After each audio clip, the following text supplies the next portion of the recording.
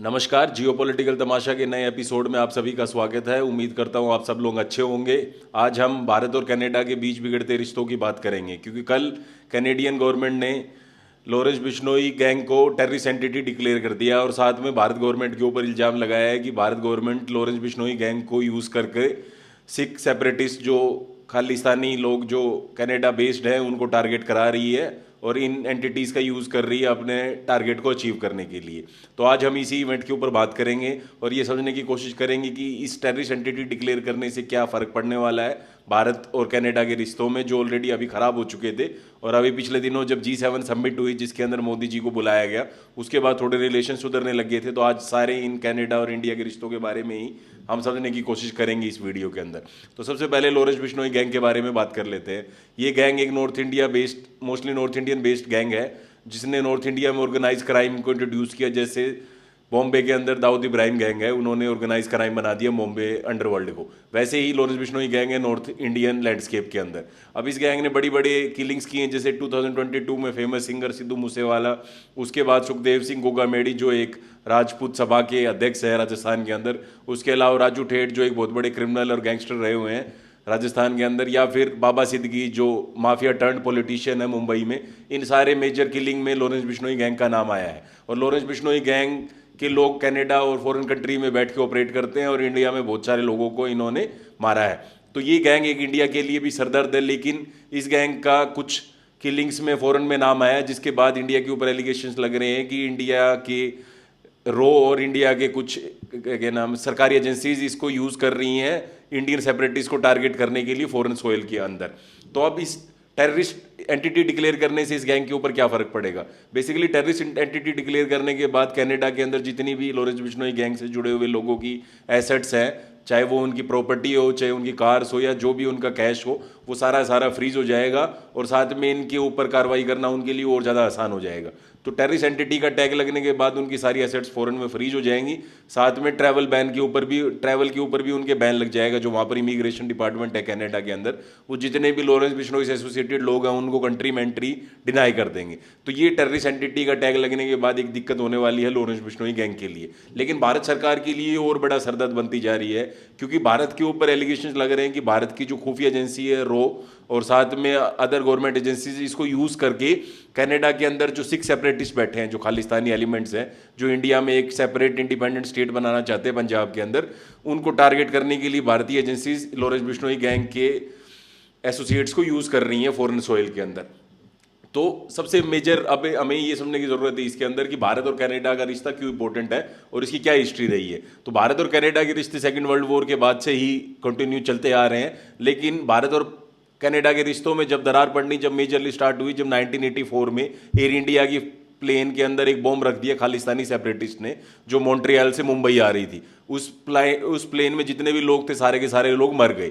तो उस टाइम पर इंडियन खुफिया एजेंसी रो ने इंटेलिजेंस इनपुट दिया था कैनेडियन अथॉरिटीज़ को, इंटेलिजेंस अथॉरिटीज़ को, कि हमारे एयर इंडिया के प्लेन को कुछ खालिस्तानी टेररिस्ट टारगेट कर सकते हैं और आपको उस प्लेन के अंदर थोड़ी सख्ताई बढ़ानी होगी एयरपोर्ट्स के अंदर, लेकिन और उस प्लेन को चेक करना होगा। लेकिन वहाँ की इंटेलिजेंस एजेंसीज ने इस इनपुट के ऊपर ध्यान नहीं दिया और उसके बाद वो मेजर टेररिस्ट अटैक में कन्वर्ट हो गया। उसके बाद जो लोग इस अटैक के अंदर इन्वॉल्व थे, इंडियन गवर्नमेंट ने रिक्वेस्ट की कैनेडियन गवर्नमेंट से कि आप उन लोगों को एक्स्ट्राडीट कर दो हमारी कंट्री में, क्योंकि हमें इनको प्रोसीजर लो के प्रोसीजर के अकॉर्डिंग इनको पनिश करना है। लेकिन उस टाइम पे कनाडा में जो जस्टिन ट्रूडो, इससे पहले कनाडा के राष्ट्रपति थे, प्रधानमंत्री थे सॉरी, उनके पिताजी ही उस टाइम पे कनाडा के प्राइम मिनिस्टर थे। तो उन्होंने उन सेपरेटिस्ट को या उन लोगों को जो इन्वॉल्व थे एयर इंडिया क्रैश में 1984 में जो हुआ था, उनको एक्स्ट्राडीट करने से मना कर दिया। उसके बाद भारत के और कनाडा के रिश्ते बहुत ज़्यादा खराब रहे, लेकिन 1990s और अर्ली 2000 के डेकेड में भारत और कनाडा के रिश्ते अच्छे रहे। स्पेशली स्टीफन हार्पर जो कनाडा के प्राइम मिनिस्टर बने अर्ली 2000 में, उन्होंने भारत के साथ रिश्ते बहुत ज़्यादा इंप्रूव कर लिए और इंडिया और कनाडा ने उस टाइम पे एक सिविल न्यूक्लियर एनर्जी कॉरपोरेशन का एग्रीमेंट भी साइन किया। और मनमोहन सिंह जी काफ़ी सालों के बाद 1973 आई थिंक उसके बाद पहले प्रधानमंत्री बने जिन्होंने कनाडा को विजिट भी किया as a head of state. तो इंडिया और कनाडा के रिश्ते अर्ली 2000 में सुधरने लगे थे, क्योंकि इंडिया और अमेरिका के रिश्ते भी काफ़ी करीब हो गए थे और कनाडा और अमेरिका एक अच्छे नेबर तो है ही हैं, साथ में एक अच्छे पार्टनर हैं। जब भी उनके रिश्ते इंप्रूव होते हैं किसी देश के साथ तो इकट्ठे ही वो डील करते हैं किसी भी कंट्री के साथ में। लेकिन जैसे ट्रूडो गवर्नमेंट आई 2015 में, ट्रूडो ने आने के बाद भारत और कनाडा के रिश्ते बिगड़ने लगे, क्योंकि उनके पिताजी की तरह उन्होंने भी एंटी इंडिया पॉलिसीज को फॉलो किया और खालिस्तानी सेपरेटिस्ट को सपोर्ट किया। अब वो खालिस्तानी सेपरेटिस्ट को सपोर्ट करना क्यों मजबूरी होगी कैनेडियन पार्टीज के लिए? क्योंकि कनाडा के अंदर एक सिख पॉपुलेशन बहुत ज़्यादा नंबर्स में है, तो साउथ एशिया के मोस्टली सिख ही कनाडा में रहते हैं और अप्रोक्सीमेटली 2% वहाँ की पॉपुलेशन का सिख है। तो सिख वोटर्स एक बहुत ज़्यादा इंपॉर्टेंट हो जाते हैं दोनों पार्टीज के लिए कनाडा की पॉलिटिक्स के अंदर। इसलिए ट्रूडो साहब इस वोटर को नाराज नहीं करना चाहते थे, इसलिए उन्होंने इंडिया के साथ रिश्ते खराब करने स्टार्ट कर दिए। 2018 में जब वो भारत की विजिट पे आए तो उन्होंने कुछ ऐसे लोगों के साथ स्टेज शेयर करी इंडिया की विजिट के दौरान जिनके ऊपर खालिस्तानी टैग लगा हुआ है। जैसे एक इंपॉर्टेंट आदमी है अटवाल साहब, उनके ऊपर इंडिया के एक पंजाब के मिनिस्टर को असैसिनेट करने का, अटेम्प्ट टू असैसिनेशन का केस चल रहा था और वो खालिस्तानी है, प्रूवन खालिस्तानी है। लेकिन उनके साथ जब वो इंडिया में आए तो उन्होंने स्टेज शेयर करी, जिससे भारत और इंडिया के रिश्ते और ज़्यादा खराब हो गए। 2019 में के अंदर इंटेलिजेंस, जो कैनेडियन इंटेलिजेंस है, उसने एक रिपोर्ट दी कैनेडियन सरकार को कि खालिस्तानी जो सेपरेटिस्ट कनाडा के अंदर ऑपरेट कर रहे हैं वो कनाडा के लिए थ्रेट बनता जा रहे हैं। लेकिन कैनेडियन गवर्नमेंट ट्रूडो के अंडर जो थी उन्होंने इस चीज़ को सीरियसली नहीं लिया और इस रिपोर्ट को साइडलाइन कर दिया, इसके ऊपर ज़्यादा कुछ ध्यान दिया नहीं। उसके बाद जो कैप्टन अमरिंदर सिंह उस टाइम पे पंजाब के सीएम थे, उन्होंने भी एलिगेशन लगाया ट्रूडो साहब के ऊपर कि वो वोट की पॉलिटिक्स के लिए नेशनल सिक्योरिटी को कहीं ना कहीं हार्म कर रहे हैं दोनों कंट्रियों की। उसके बाद जो मेजर टर्न ऑफ इवेंट हुआ दोनों कंट्रीज के रिलेशन में, वो हुआ 2023 में।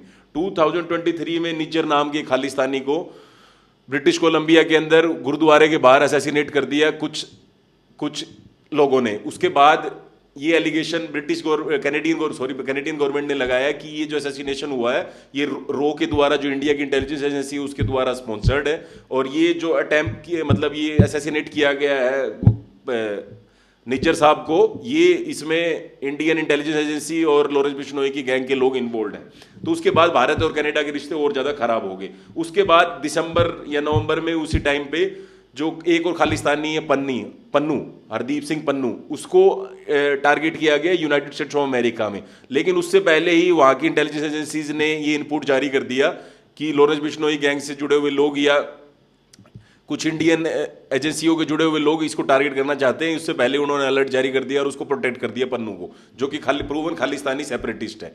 तो उसके बाद भारत और यूएस के रिश्तों में भी थोड़ी बहुत दरार आने लगी। तो ये जो निज्जर वाला इंसिडेंट हुआ 2023 में, उसके बाद कैनेडियन गवर्नमेंट ने खुला इल्जाम लगा दिया भारतीय एजेंसीज के ऊपर कि भारतीय एजेंसीज ये कैनेडियन सोइल के ऊपर ये सारी टेररिस्ट एक्टिविटीज को स्पॉन्सर कर रही हैं। उसके बाद 2024 में इंडिया और कनाडा के रिश्ते इतने ज़्यादा खराब हो गए कि इंडिया के जो हाई कमिश्नर थे कनाडा के अंदर, उसको कैनेडियन गवर्नमेंट ने एक्सपेल कर दिया। उसके बाद इंडिया ने जो कैनेडियन हाई कमिश्नर थे इंडियन के अंदर, उनको भी एक्सपेल कर दिया। तो दोनों के हाई कमीशंस बंद हो गए दोनों कंट्रीज के बीच के अंदर, तो रिश्ते और ज़्यादा खराब हो गए। उसके बाद इंडिया के national security adviser Ajit Doval साहब की सिंगापुर में मीटिंग हुई कैनेडियन नेशनल सिक्योरिटी एडवाइजर के साथ। उसके अंडर कैनेडियन गवर्नमेंट ने कुछ सबूत पेश किए कि जो इंडियन एजेंसीज को लिंक करती हैं निज्जर की किलिंग के साथ। तो ये बात मानने से इंडिया गवर्नमेंट ने तो मना कर दी, लेकिन ये इससे रिश्ते कहीं और ज़्यादा खराब हो गए। और वॉशिंगटन पोस्ट के अंदर एक रिपोर्ट भी छपी जिसके अंदर ये कहा गया कि जो इंडिया के होम मिनिस्टर अमित शाह साहब और कुछ इंटेलिजेंस एजेंसी के ऑफिशियल मिलकर लॉरेंस बिश्नोई गैंग को यूज़ कर रहे हैं खालिस्तानी सेपरेटिस्ट को टारगेट करने के लिए नॉर्थ अमेरिका में, चाहे वो अमेरिका में छुपे हुए या कनाडा में, उनको टारगेट कर रहे हैं इस गैंग के थ्रू। तो ये इसके कारण इंडिया के और कनाडा के रिश्ते बिल्कुल लो पॉइंट पे पहुंच गए 2024 आते आते। उसके बाद अमेरिका में नए प्रेसिडेंट आ गए, प्रेसिडेंट ट्रंप, और ट्रंप साहब ने आते ही कनाडा के ऊपर टैरिफ लगा दिए जैसे ही उन्होंने इंडिया के ऊपर लगा रखे। इससे कनाडा में भी उनके रिश्ते खराब हो गए, क्योंकि कनाडा और अमेरिका के बीच में एक फ्री ट्रेड एग्रीमेंट है जिसको हम बोलते हैं NAFTA, north America free trade agreement. तो ये फ्री ट्रेड एग्रीमेंट के अंडर कोई भी टैरिफ नहीं लगेगा दोनों कंट्रीज के गुड्स की जो मूवमेंट होती है बॉर्डर के ऊपर। लेकिन ट्रंप साहब ने आने के बाद अनफेयर प्रैक्टिसेस के कारण या फिर जो भी उनका एलिगेशन था कनाडा के ऊपर, उन्होंने ये कहा कि कैनेडियन हमारी इकोनॉमी का फायदा उठा रहे हैं और फ्री ट्रेड एग्रीमेंट में हमारे को कुछ नहीं मिल रहा है, कनाडा ही फायदा उठा रहा है इस पूरे फ्री ट्रेड एग्रीमेंट का। तो इसलिए उन्होंने कनाडा के ऊपर टैरिफ लगा दी और कनाडा के अंदर इलेक्शंस हुए, जिससे पहले ट्रूडो साहब ने रिजाइन कर दिया प्राइम मिनिस्टर की पोस्ट से और कहा कि अब क्योंकि उनकी पॉपुलैरिटी इतनी लो हो गई थी कनाडा के अंदर कि अब उनको ऑफिस छोड़ के जाना पड़ा। तो इलेक्शन हुए तो उनकी पार्टी के कैंडिडेट मार्क कार्नी, जो कि पहले सेंट्रल बैंक के कनाडा के और ब्रिटेन के गवर्नर भी रहे हुए हैं, वो प्राइम मिनिस्टर इलेक्ट हो गए और वही पार्टी जो ट्रूडो साहब वाली पार्टी है, लिबरल पार्टी, वो सरकार में आ गई। और मार्क कार्नी जैसे जब से पावर में आए तब से वो इंडिया के साथ रिलेशन इंप्रूव करना चाहते हैं, क्योंकि उनको पता है कि अमेरिका के साथ उनके रिश्ते खराब हो रहे हैं और अमेरिका उनके ऊपर टैरिफ लगा लगा के उनकी इकोनॉमी को खराब कर रहा है। तो उनके लिए अब इंडिया और यूरोपियन यूनियन एक इंपॉर्टेंट पार्टनर बन जाते हैं, जो अमेरिका काउंटर करने के लिए बहुत ज़रूरी है। तो उन्होंने जो ट्रेड एग्रीमेंट की बात इंडिया और कनाडा के बीच में 2010 से चली हुई है उसको फिर से रिवाइव कर दिया, और उन्होंने कहा कि भाई हमारे को ट्रेड एग्रीमेंट करने की ज़रूरत है जिससे दोनों देशों के अंदर व्यापार और ज़्यादा बढ़ सके। दूसरा, उन्होंने जो हाई कमिश्नर थे दोनों कंट्रियों के बीच में जो सस्पेंड हो गए थे 2024 में, वो फिर से रीइंस्टेट कर दिए, कहा कि हम फिर से डिप्लोमेटिक चैनल्स दोनों कंट्रियों के बीच में खोलना चाहते हैं। तो मार्क कैनरी आने के बाद इंडिया और कनाडा के रिश्ते थोड़े इंप्रूव हुए। उसके बाद G7 समिट हुई कनाडा के अंदर, जिसके अंदर प्राइम मिनिस्टर मोदी साहब को भी स्पेशल इनवाइट भेजा गया, जिसके बाद मोदी साहब कनाडा में गए और मार्क कार्नी जी प्राइम मिनिस्टर जो है कनाडा, उनसे मिले भी और दोनों देशों के बीच में अच्छी बातें हुई। लेकिन उसके बाद अब ये जो नए एलिगेशंस लगे हैं 29 सितंबर को कि लॉरेंस बिश्नोई को टेररिस्ट एंटिटी डिक्लेयर करना, लॉरेंस बिश्नोई गैंग को, और साथ में ये एलिगेशंस लगाना कि इंडियन एजेंसीज इस गैंग को यूज करके खालिस्तानियों को टारगेट कर रही हैं नॉर्थ अमेरिकन सोइल के ऊपर, चाहे वो कनाडा हो या यूएस में। ये बहुत ज़्यादा सीरियस एलिगेशंस हैं, और ये जो मोमेंटम बिल्ड हो रहा था दोनों कंट्रियों के बीच में अच्छे रिश्ते का, ये फिर से कहीं ना कहीं रिश्ते खराब होते जा रहे हैं। और दूसरा इंपॉर्टेंट चीज़ और ये है कि इंडिया के ऊपर जो एलिगेशंस लग रहे हैं ये यूएस में भी कोर्ट में चला हुआ है, क्योंकि जो पन्नू के ऊपर अटेम्प्ट हुआ असैसिनेशन, उसके बाद यूएस इंटेलिजेंस एजेंसीज ने निखिल गुप्ता नाम के आदमी को पकड़ा, और निखिल गुप्ता ने ये इल्जाम लगाया कि विकास यादव नाम का रो ऑपरेटिव है इंडिया में, गवर्नमेंट ऑफिशियल है, जो इसने मेरे को पैसे दिए थे पन्नू को मारने के लिए। तो वो यूएस गवर्नमेंट के अंदर उसके अगेंस्ट केस चला हुआ, और विकास यादव को एक्सट्राडिट करने के लिए यूएस जस्टिस डिपार्टमेंट रिक्वेस्ट कर रहा है भारत सरकार से कि आप उनको हमारी कंट्री में भेज दो चार्जेस फेस करने के लिए। लेकिन भारत सरकार कह रही कि विकास यादव नाम का जो ऑफिशियल है, ये इसको हमने पहले ही रोबरी और 2-3 केसों के अंदर पकड़ रखा है, और ये पहले गवर्नमेंट सर्वेंट था, लेकिन अब इसका गवर्नमेंट से कोई लेना देना नहीं है। तो गवर्नमेंट पल्ला झाड़ रही है अपना इस पूरे केस से, और साथ में गवर्नमेंट ये कह रही है कि हमने कोई ऐसा इंटेलिजेंस ऑपरेशन अप्रूव नहीं किया हायर लेवल के ऊपर। नीचे कोऑपरेटिव हो सकता है रोग जिसने अपने लेवल पे ऑपरेशन कर दिया हो, लेकिन भारत सरकार ने कहीं भी ऐसा कोई ऑपरेशन स्पॉन्सर नहीं किया जो फॉरेन सोयल पे किसी भी खालिस्तानी सेपरेटिस्ट को टारगेट करे। तो भारत और अमेरिका के जो रिश्ते पहले ही खराब हो रहे हैं, ये विकास यादव और ये रो वाला एंगल आने के बाद और लॉरेंस बिश्नोई गैंग की एक्टिविटीज बढ़ने के बाद और ज्यादा खराब हो सकते हैं। और साथ में इंडिया और कनाडा के रिश्ते तो पहले ही खराब थे ट्रूडो साहब के साथ, अब मार्क कार्नी साहब आने के बाद थोड़े इंप्रूव हुए थे, लेकिन अब ये जो नया एलिगेशन लगा उसके बाद रिश्ते फिर से उसी लाइन पे जाते दिख रहे हैं जिस लाइन पे पहले थे। तो इंडिया और कनाडा के अब फाइनल जो बात ये है कि इंडिया और कनाडा के रिश्ते इतने इंपॉर्टेंट है क्यों हमारे लिए। इंडिया और कनाडा के रिश्ते इसलिए इंपॉर्टेंट है कि इंडिया का एक बहुत सारा डायस्पोरा है जो कनाडा के अंदर रहता है। दूसरा, इंडिया बहुत सारा एक्सपोर्ट करता है कनाडा को, और कनाडा से बहुत सारी चीजें इंपोर्ट भी करता है। तो दोनों देशों पिछले कई सालों से ट्रेड एग्रीमेंट की बातें चली हुई हैं। अब कनाडा ये चाहता है कि इंडिया का जो एग्रीकल्चर और डेयरी सेक्टर है वो हमारे लिए खोल दिया जाए, और इंडिया चाहता है कि हमारे जो हाईली स्किल्ड प्रोफेशनल्स हैं जो H1B वीजा कैंसिल होने के बाद अमेरिका नहीं जा पा रहे, उनको हमें यूके और कनाडा जैसी कंट्रियों में प्लेस कर पाए। तो इंडिया उन प्रोफेशनल्स के लिए मार्केट खुलवाना चाहता है कनाडा का। तो ये ट्रेड एग्रीमेंट दोनों के लिए विन विन सिचुएशन है। अगर ये ट्रेड एग्रीमेंट हो जाता है तो इंडिया एक अच्छी तरह काउंटर कर पाएगा अमेरिकन टैरिफ्स को, और कनाडा के साथ रिश्ते भी इंप्रूव हो पाएंगे। और साथ में इंडिया का जो इतने सारे स्टूडेंट्स पढ़ने जाते हैं कनाडा में, और साउथ एशियन डायस्पोरा जो रह रहा है कनाडा में, उसके लिए भी हमारे अच्छे रिश्ते काम ही आएंगे।